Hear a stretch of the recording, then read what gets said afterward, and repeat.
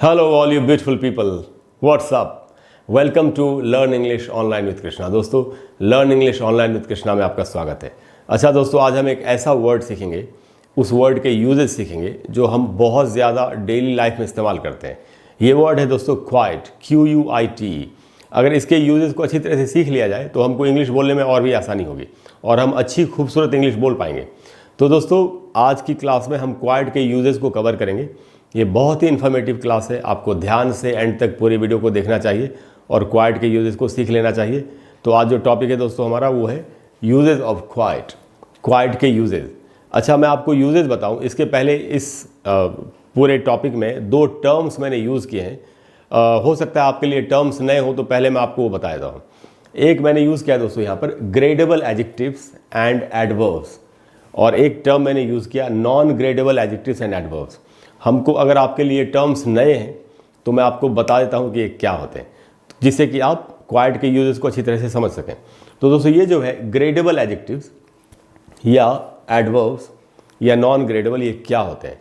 तो gradable adjectives या adverbs वो एडजेक्टिव्स या एडवर्ब्स होते हैं जिनके लेवल को, जिनकी डिग्री को, जिनकी मात्रा को हम कम या ज़्यादा कर सकते हो, यानी जिसमें हम दूसरे एडवर्ब्स भी इस्तेमाल कर सकते हो। जैसे एक वर्ड लिखा है मैंने यहाँ पर प्लेजेंट। प्लेजेंट का मतलब होता है खुशनुमा, खुशगवार, आनंददायक, आनंददायी। तो जो प्लेजेंट वर्ड है इसके साथ हम कई सारे एडवर्ब्स लगा सकते हैं। जैसे हम बोल सकते हैं वेरी प्लेजेंट, एक्सट्रीमली प्लेजेंट या अबिट प्लेजेंट। यानी अबिट प्लेजेंट बोला तो मात्रा थोड़ी कम हो गई, वेरी प्लेजेंट बोला या एक्सट्रीमली प्लेजेंट बोला तो इसकी मात्रा बढ़ गई। इसको हम बदल सकते हैं। जैसे यहाँ पर एक एडवर्ब लिखा है मैंने क्विकली, तेज़ी से, हम बोल सकते हैं वेरी क्विकली या अ बिट क्विकली या क्वाइट क्विकली, फेयरली क्विकली। तो इसकी मात्रा को कम या ज़्यादा किया जा सकता है। तो ऐसे एडजेक्टिव्स या एडवर्ब्स को ग्रेडेबल एडजेक्टिव्स कहते हैं, और जिनकी मात्रा को हम कम या ज़्यादा नहीं करते, जो ऑलरेडी अपने आप में एक एक्सट्रीम मीनिंग लेके बैठे होते हैं, उनको नॉन ग्रेडेबल एडजेक्टिव्स या एडवर्ब्स कहेंगे। वो मैं आपको एक एग्जाम्पल बताता हूँ। जैसे एक वर्ड है दोस्तों यहाँ पर इम्पॉसिबल। इम्पॉसिबल का मतलब है असंभव। इसकी मात्रा को हम कम या ज़्यादा नहीं कर सकते। हम ये नहीं बोल सकते वेरी इम्पॉसिबल, नहीं बोल सकते, अ बिट इम्पॉसिबल नहीं बोल सकते। इसीलिए इनको नॉन ग्रेडेबल एडजेक्टिव्स कहते हैं। ऐसे एडवर्ब्स भी है जैसे डेफिनेटली, निश्चित रूप से। अभी ऑलरेडी अपने आप में एक एक्सट्रीम मीनिंग लेके बैठा हुआ वर्ड है, इसको हम वेरी डेफिनेटली तो नहीं बोल सकते ना, अ बिट डेफिनेटली नहीं बोल सकते। आप समझ गए अब ग्रेडेबल एडजेक्टिव्स या नॉन ग्रेडेबल एडजेक्टिव्स या एडवर्ब्स क्या होते हैं। अगर आपको इस टॉपिक पर एक अलग से वीडियो चाहिए ग्रेडेबल एडजेक्टिव्स एंड एडवर्ब्स के ऊपर, तो आप कमेंट बॉक्स में लिखिए, मैं आपको इस पर एक वीडियो बना के दे दूंगा। वैसे मुझे उम्मीद है कि शायद आप समझ गए, हो सकता है आपको वीडियो की ज़रूरत ना पड़े। नहीं, अगर आप चाहते हैं तो मैं एक बना दूंगा वीडियो, उसके लिए कोई बात नहीं। तो दोस्तों, अब हम सीखते हैं कि क्वाइट के यूजेस क्या क्या है। तो दोस्तों, पहला यूज़ यही है कि अगर क्वाइट को हम quite plus gradable adjectives and adverbs इस प्रकार से यूज़ करें तो इसकी मीनिंग, क्वाइट की मीनिंग क्या बनती है? तो क्वाइट की मीनिंग बनती है दोस्तों, और वैसे मोटा मोटा यही क्वाइट की मीनिंग है। एक मीनिंग है रादर, जिसका मतलब होता है बल्कि, या हम बोल सकते हैं फेयरली यानी काफ़ी, या टू अ कंसिडरेबल डिग्री, एक हद तक, एक खास हद तक। तो ये सब क्वाइट की मीनिंग हो सकती है। क्वाइट की मीनिंग कई बार एक्सट्रीमली, बहुत ज़्यादा, ये भी हो सकती है। वेरी, बहुत ज़्यादा, ये भी हो सकती है। डिपेंड करेगा कि किस कॉन्टेक्स्ट में क्वाइट को यूज़ किया जा रहा है। संदर्भ को समझना बहुत ज़रूरी है। अगर ये ऐसे एडजेक्टिव या एडवर्ब के साथ यूज़ हुआ है जो नॉन ग्रेडेबल है खास करके, तो इसकी मीनिंग एक्सट्रीमली भी हो सकती है, वेरी भी हो सकती है। वही हम समझेंगे अभी। तो दोस्तों, पहला यूज़ है कि अगर क्वाइट को ग्रेडेबल एडजेक्टिव या एडवर्ब के साथ यूज़ किया जाए तो इसको कैसे यूज़ कर सकते हो और क्या मीनिंग बनेगी। पहला एग्जाम्पल है दोस्तों, एक किसी ने कहा किसी पार्टी के लिए, किसी इवेंट के लिए, किसी घटना के लिए कि अरे ये तो बहुत ही मज़ेदार रहने वाला है, it's going to be quite interesting. अरे ये तो बहुत ही इंटरेस्टिंग रहने वाला है। तो यहाँ पर इंटरेस्टिंग एक ऐसा एडजेक्टिव है जिसकी मात्रा को हम कम या ज़्यादा कर सकते हैं, इसलिए एक ग्रेडेबल एडजेक्टिव है, और इसीलिए इसके साथ हमने क्वाइट का इस्तेमाल हुआ। और यहाँ पर इसका मीनिंग है it's going to be very interesting, it's going to be fairly interesting. तो ये एक एग्जाम्पल दोस्तों। दूसरा एग्जाम्पल है वेदर के लिए, मौसम के लिए कोई कह रहा है the weather is quite pleasant, मौसम तो बड़ा ही खुशनुमा है। तो दोस्तों, प्लेजेंट एक ऐसा एडजेक्टिव है, इसकी डिग्री को भी हम कम या ज़्यादा कर सकते हैं, इसीलिए इसके साथ हमने क्वाइट का इस्तेमाल किया। और यहाँ पर भी इसका मीनिंग है कि मौसम तो बड़ा ही अच्छा है। तो कॉन्टेक्स्ट से इसका मीनिंग क्वाइट का बनेगा यहाँ पर। उसके बाद दोस्तों, एडवर्ब के साथ यूज़ किया, ओह ही रैन क्वाइट क्विकली, वो तो बड़ी तेज़ी से दौड़ा। अब यहाँ पर इसका मीनिंग वेरी हो सकता है। तो ही रैन क्वाइट क्विकली, तो अच्छी खासी तेज़ी से दौड़ा, टू अ कंसिडरेबल डिग्री, ये मीनिंग यहाँ पर इसका निकलेगा। तो क्विकली की मात्रा को भी कम या ज़्यादा किया जा सकता है एडवर्ब, ये एक ग्रेडेबल एडवर्ब है, इसलिए हमने इसके साथ क्वाइट का इस्तेमाल किया। तो दोस्तों एक तरीका ये है क्वाइट को यूज़ करने का। अब हम सीखते हैं कि क्वाइट को नॉन ग्रेडेबल एडजेक्टिव या एडवर्ब के साथ कैसे यूज़ करेंगे। तो quite plus non gradable adjectives and adverbs. तो पहला एग्जाम्पल है दोस्तों, किसी बात के लिए कोई बता रहा है कि ये तो बिल्कुल असंभव था, ये तो हो ही नहीं सकता था, इट वॉज क्वाइट इम्पॉसिबल। अब यहाँ पर इम्पॉसिबल एक नॉन ग्रेडेबल एडजेक्टिव है और इसके लिए इसका मीनिंग होता है बिल्कुल असंभव, तो ये ऑलरेडी एक्सट्रीम मीनिंग के साथ है, इसलिए यहाँ पर क्वाइट का मीनिंग हो जाएगा very. It was completely impossible, जैसे कंप्लीटली, एक्सट्रीमली, ये सारा मीनिंग निकल सकता है, या वेरी का जो मीनिंग होता है वही क्वाइट का मीनिंग यहाँ पर बनेगा कि इट वॉज क्वाइट इम्पॉसिबल। दूसरा सेंटेंस है दोस्तों कि it was quite definitely, it's quite definitely not mine. कोई ऐसी चीज़ है जिससे कोई आदमी अपना पल्ला झाड़ रहा है कि नहीं नहीं ये तो मेरा बिल्कुल नहीं है। हो सकता है कोई गन हो, कह रहा नहीं नहीं ये मेरी गन बिल्कुल नहीं है, मेरा इससे कोई लेना देना नहीं है। It's quite definitely not mine. अब डेफिनेटली एक नॉन ग्रेडेबल एडवर्ब है, हम इसकी मीनिंग को कम या ज़्यादा नहीं कर सकते। हम ऐसा नहीं बोल सकते वेरी डेफिनेटली, यूज़ ही नहीं होता, आपने सुना ही नहीं होगा, या अ बिट डेफिनेटली नहीं बोल सकते। इसलिए क्वाइट को ऐसे भी यूज़ किया जा सकता है और यहाँ पर क्वाइट की मीनिंग वही बनेगी, वेरी, एक्सट्रीमली, कंप्लीटली, ये वाली मीनिंग बनती है। तो दोस्तों क्वाइट को इस प्रकार से हम gradable and non gradable adjectives and adverbs के साथ इस्तेमाल कर सकते हैं। ये इसके दो यूजेस थे। अब हम आते हैं इसके तीसरे यूज़ पे, अगले यूज़ पे।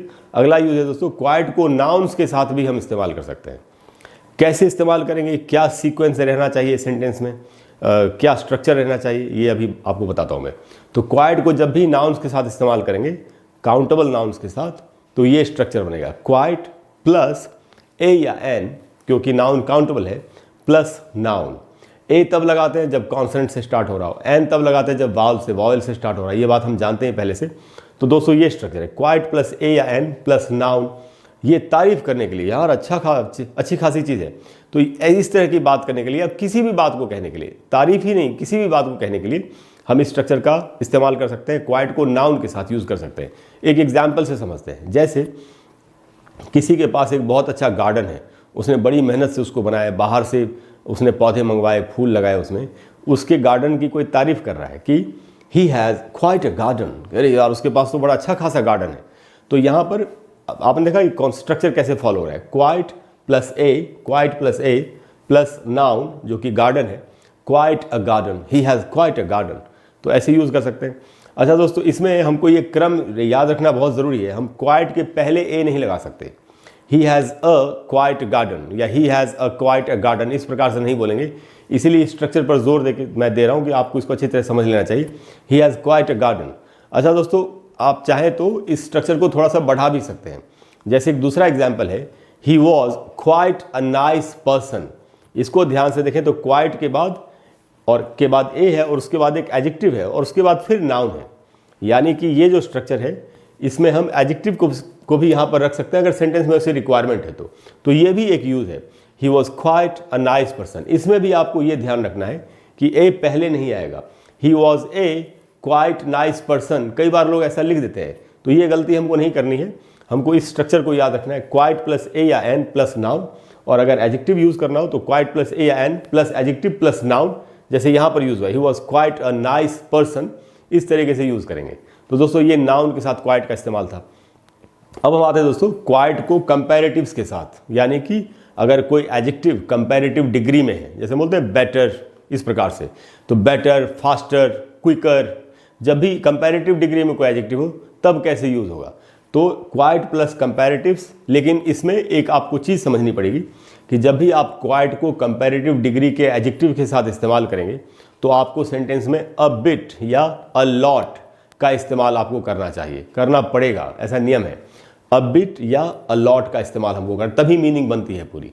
एक एग्जाम्पल से समझते हैं। जैसे एक एग्जाम्पल है, किसी आदमी के बारे में कहा जा रहा है कि वो उससे अच्छा खासा उम्र में बड़ा है, ये बात कही जा रही है। तो बड़ा था, he was quite a lot older than her, वो उससे अच्छा खासा बड़ा था। अगर आप ध्यान से देखें, ओल्डर एक कंपैरेटिव डिग्री का एडजेक्टिव है, तो इसीलिए इसके साथ अ लॉट का इस्तेमाल किया गया, क्योंकि यही कहने वालों को कहना होगा कि अच्छा खासा उम्र में बड़ा था, तो इसीलिए अ लॉट का इस्तेमाल हुआ। अगर कोई ऐसा सेंटेंस जिसमें अ बिट का इस्तेमाल करना हो तो हम अ बिट का भी, कि थोड़ा सा ज़्यादा, तो हम अ बिट का भी इस्तेमाल करते हैं, थोड़ा सा ज़्यादा या कम कुछ भी हो सकता है। तो he was quite a lot older than her, तो ओल्डर कंपैरेटिव डिग्री में, इसलिए इसके साथ अ लॉट का इस्तेमाल हुआ और अ बिट का भी इस्तेमाल हम कर सकते हैं। उसके बाद दोस्तों क्वाइट वर्ब्स के साथ कैसे इस्तेमाल होता है, क्वाइट का यूज़ वर्ब्स के साथ। तो हमको क्वाइट का यूज़ वर्ब्स के साथ जब हम करेंगे तो हमको एक बात ये समझनी चाहिए कि क्वाइट के साथ वर्ब्स का इस्तेमाल ज़्यादातर इनफॉर्मल इंग्लिश में होता है। इनफॉर्मल इंग्लिश का मतलब है अनौपचारिक बातचीत, डेली लाइफ की बातचीत, जो हम अपने दोस्तों के साथ या सोशल मीडिया प्लेटफॉर्म्स पर करते हैं। लेकिन जब इनफॉर्मल इंग्लिश में इसको यूज़ करेंगे वर्ब के साथ, तो 4 ऐसे वर्ब्स हैं जिनके साथ ये मोस्टली यूज़ होता है क्वाइट। तो ये 4 ही वर्ब्स हैं, तो आपको याद करने में ज़्यादा दिक्कत नहीं होगी। ये वर्ब्स हैं दोस्तों like, enjoy, agree and understand.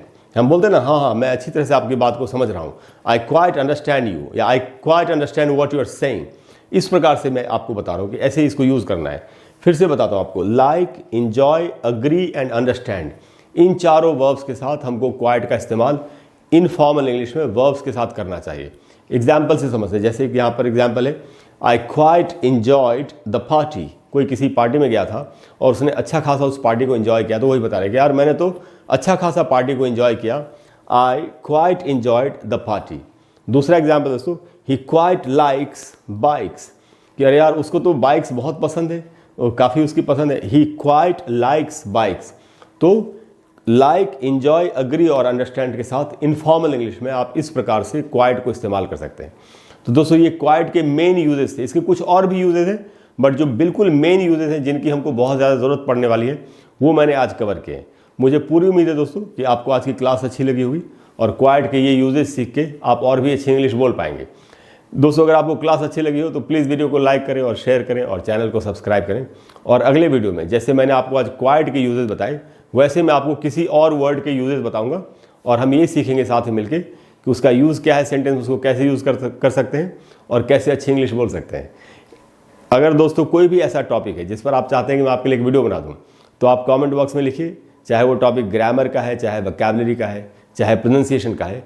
मैं पूरी कोशिश करूंगा कि जल्दी से जल्दी आपको वीडियो बना के दे दूँ। Thank you very much, I will see you soon, bye bye.